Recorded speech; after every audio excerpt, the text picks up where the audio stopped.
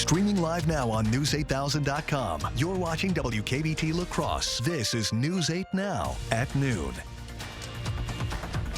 Good afternoon, everyone, and thanks for watching News 8 Now. I'm Ken Kozarowski. Precipitation going to be hitting the region through most of the day. Rain, snow, maybe a mix depending on where you live.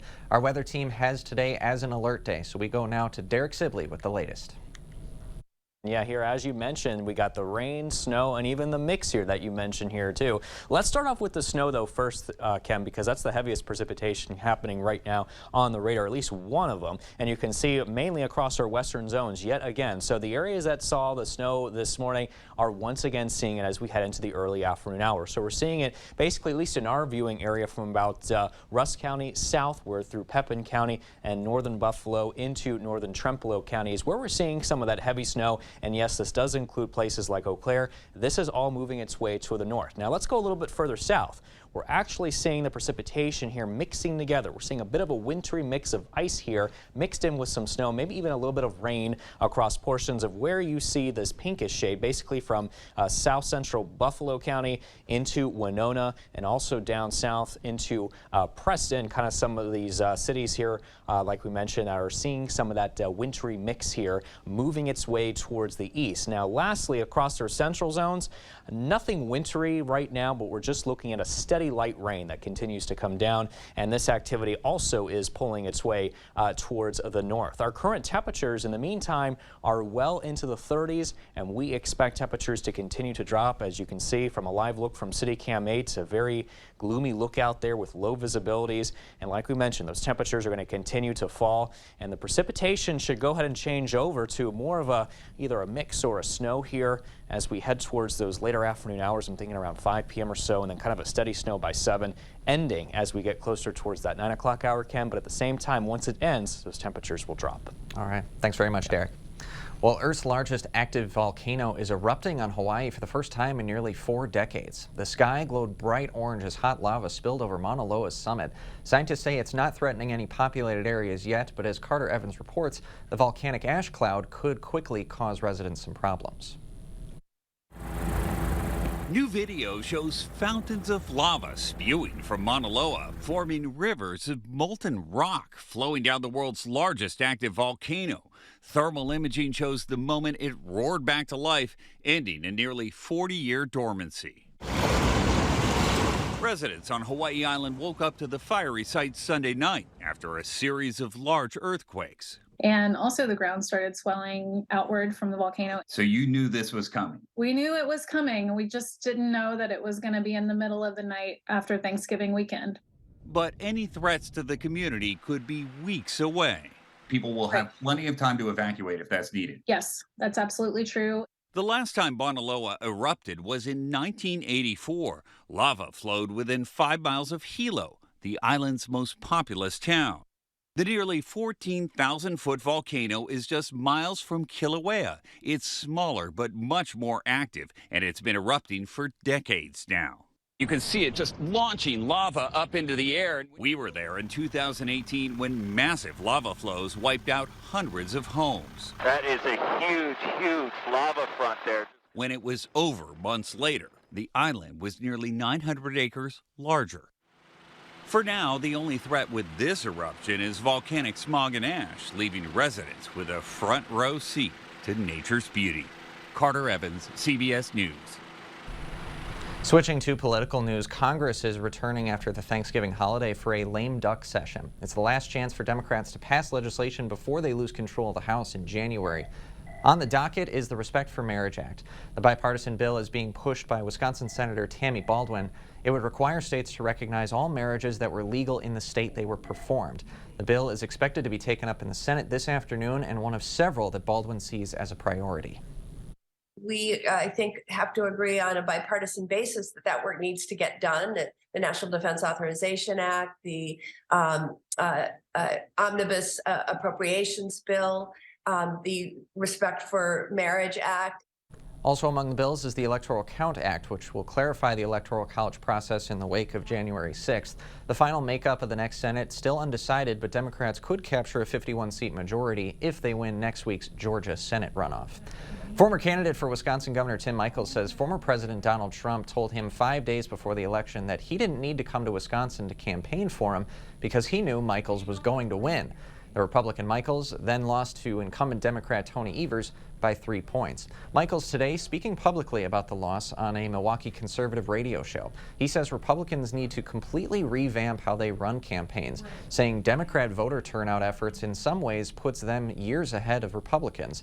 Michels didn't say if he would run again, but he did say Rebecca Clayfish, who lost to Michels in the primary, should run again. A Wisconsin Labor Relations Commission has ruled that the UW Health Hospital System is not required to recognize a nurses union or engage in collective bargaining negotiations. The Wisconsin Employment Relations Commission ruled that UW Health was exempted from collective bargaining laws because the nurses are public employees under a 2011 law passed under former Governor Scott Walker. UW Nurses United said it will appeal the commission's decision in court and petition the National Labor Relations Board. Today is Giving Tuesday and prime time for scammers to take advantage of your generosity. Wisconsin consumer protection officials are offering this advice. If people ask for donations from you, ask for the name, address, and the organization's phone number. Don't make any payments over the phone. Don't click any links in emails, texts, or social media posts. And if you're writing a check, write the name of the organization on that check, not an individual's name. There are ways to do research on organizations too. You can go to charitynavigator.org or give.org to see if an organization is actually registered. News 8 Now is celebrating our third annual Joy of Sharing this Friday, December 2nd at Festival Foods on Alaska. Our community needs our support, so we're asking you to help us donate sealed, non-perishable food items, new and unused toys, or make a donation to support local organizations like the Hunger Task Force, Toys for Tots, and Salvation Army. Feel free to stop by anytime between 5 a.m. and 6:30 p.m. this Friday. If you can't make the event, online donations are also accepted for all three organizations. Still to come, a race for a rail deal. The latest on a potential nationwide rail strike as congressional leaders discuss next steps. Welcome back. Markets took a tumble Monday amid widespread protests in China against the country's strict COVID-19 restrictions. CBS News' Dan Lieberman has the latest business headlines from New York.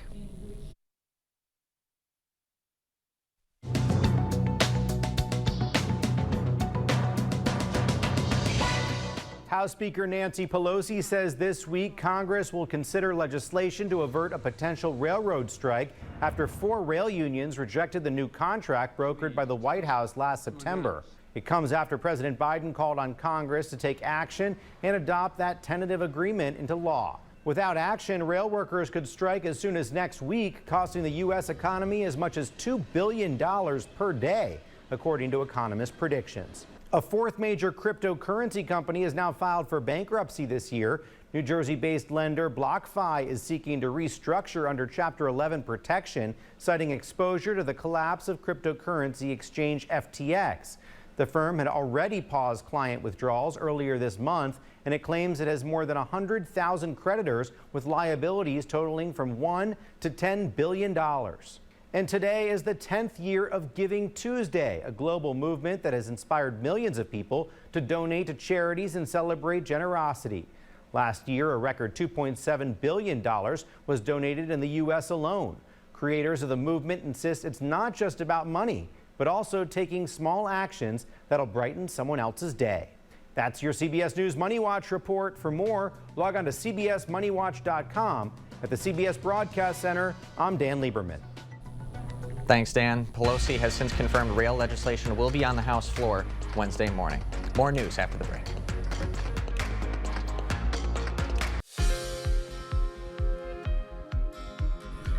A new study looks at cannabis use among pregnant women, plus new research questions some of the benefits of vitamin D supplements. Christian Benavides has some of the day's top health stories.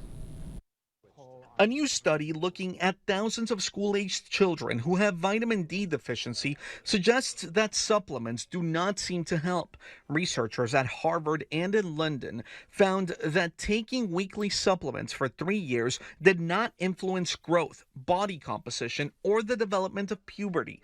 Previous studies have linked vitamin D deficiency to poor growth and obesity. There are calls for healthcare providers to screen pregnant women for cannabis use after a new study found they are roughly 4.6 times more likely to report using the drug in states where it is legal medically and recreationally. Researchers in Canada found a large portion of those women reported using cannabis in order to alleviate pregnancy symptoms.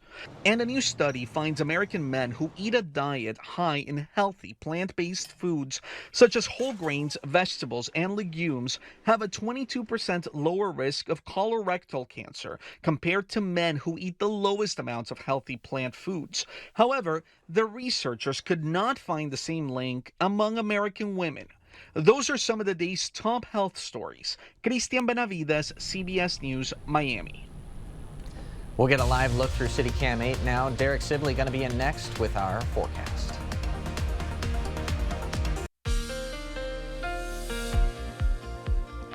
Well, we continue to watch the snow come in, mainly across our western zones this morning, basically right where we had the snow set up during the morning hours. And this is basically from Ladysmith down south towards Eau Claire and Mondovi here, and all areas towards the west here are really getting in on some of that snow. Meanwhile, if we go a little bit further towards the south, we are seeing a little bit of a light wintry mix occurring with that transition with the rain and snow here kind of mixing together, basically from southern Buffalo into Winona and as far south there as Preston. But the rest of us, though, just looking at some very light rain that continues to come down across our central zones this morning. Now, if we widen out the view, though, you can see what's going on. We have a very strong, broad, low-pressure system that continues to impact the majority of the nation. There's actually a severe weather threat down to the south here across the southern U.S., but on the north side of this low-pressure system, we're kind of on the cold sector. So that means that we're going to be seeing cold temperatures. Temperatures will be dropping, as well as some wintry mix and some snow, which is exactly what's happening now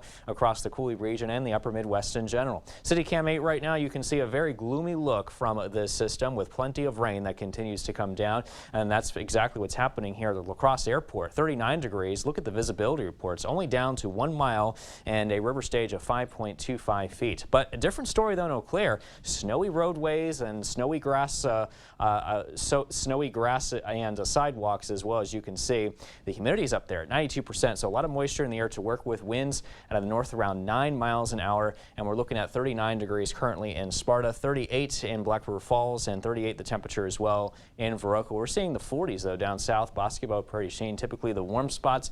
Looking at some rain that will continue to come down for much of the central zones here through at least the 3 o'clock hour, and then a lot of us will start to transition more over to that snow here by 5, and then a few snow showers will still linger as we head into the early evening hours. So you can see here where the snow here kind of back towards the west, the rain back towards the east. Notice how as that system continues to develop, we'll be looking at that snow moving its way towards the east through time, especially by the early to late afternoon hours. Come the late afternoon hours, really, a lot of us are going to be dealing with thick, snowy weather here across the area. It's really not until around this evening where most of the snow here begins to, begins to move away, and a couple of leftover snow showers still possible across our eastern zones. By tonight, we'll be looking at cloudy skies with all the precipitation coming to a close, but it still will be pretty cold though on the backside of the system, dragging in that northwesterly wind and some colder air with it, along with the cloudy skies really to work with throughout much of the day tomorrow. So it's really not until around tomorrow evening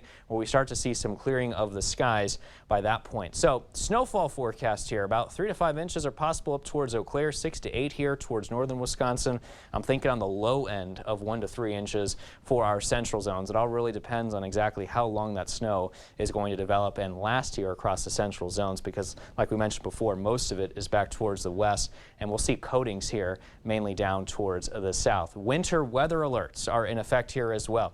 Winter weather advisories in effect mainly to our south and southwest, and this actually does include portions of the western zones of the Coulee region. Winter storm watches for the Twin Cities and northern Wisconsin as well. So here's a check on your 8-day forecast, and you'll see that we will be looking at much colder conditions for tomorrow and cloudier skies, highs around 28, 37 on Thursday. And you can see we warm up into the 40s by Friday, and then we're cold again as we end of Saturday. That will be from our next cold front moving in, Ken. All right. Thanks very much, Derek. Yep. Still ahead this afternoon, the U.S. men's national soccer team players asked about discrimination in America right before their match with Iran. Rain and snow showers continue throughout the day, and then much colder but cloudier conditions settle in tomorrow with a high of 28. We warm up Thursday and Friday, though. Thanks a lot, Derek, and thanks for watching News 8 Now at noon. We'll see you tomorrow.